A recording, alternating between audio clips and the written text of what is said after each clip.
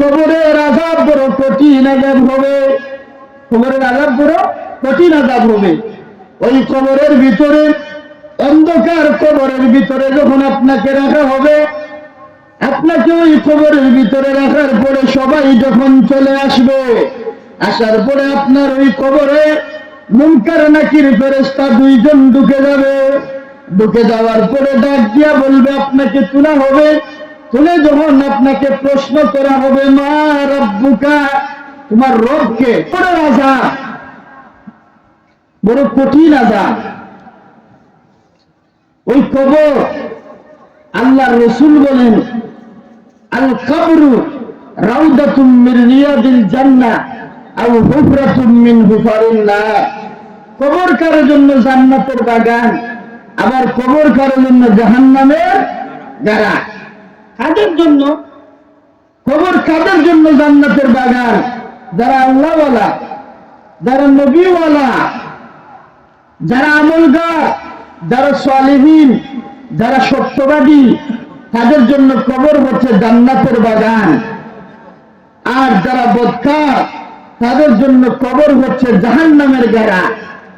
আর দুনিয়াটা, আল্লাহ রাসূল বলেন, দুনিয়াটা দুনিয়া সিজনুল মুমিনিন ওয়া জান্নাতুল কাফিরিন।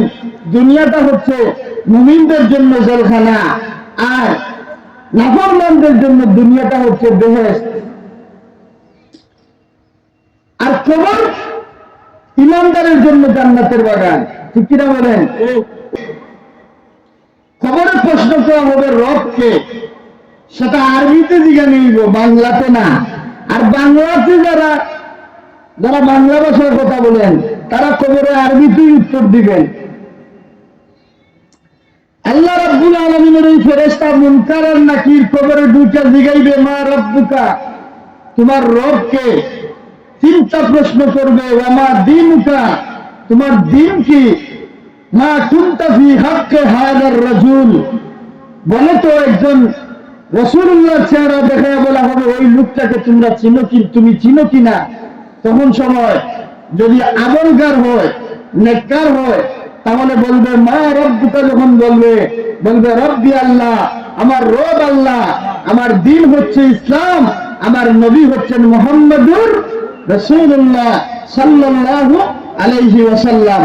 আর যদি সে বদকার হয়, যদি বদকার হয়, তাহলে সে বলবে লা আজরি, আরে আমি কিছুই জানি না, আমি কিছুই জানি না।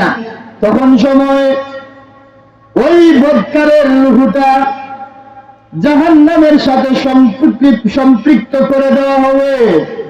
সে ওই কবরের ভিতরে আগুনে জ্বলতে থাকবে, শাস্তি ভোগ করতে থাকবে।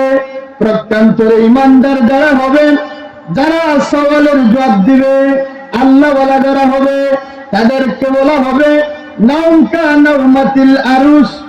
ফেরেশতাদেরকে বলা হবে, ফেরেশতারা রে, দে জান্নাতের দরজাটা খুলে দে আমার বান্দার কবরের সাথে।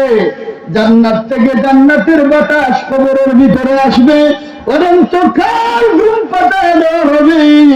ওই কবরের ভিতরে বলা হবে নামকা নাউমাতিল আরুস, ঘুমাও রে, ঘুমাও, তোমাকে আর কেউ ডিস্টার্ব করবে না, তোমাকে আর কেউ বিরক্ত করবে না, ঘুমাও। এক ঘুমে উঠে দেখবে কিয়ামতের ময়দান কায়েম হয়ে গেছে। এক ঘুম দিবে আর উঠে দেখবে হাসরের মাঠ কায়েম হয়ে গেছে। আর ওই ঘুম থেকেই হাসরের মাঠের দিকে দৌড়াইবে। জোরে জোরে বলেন সুবহানাল্লাহ।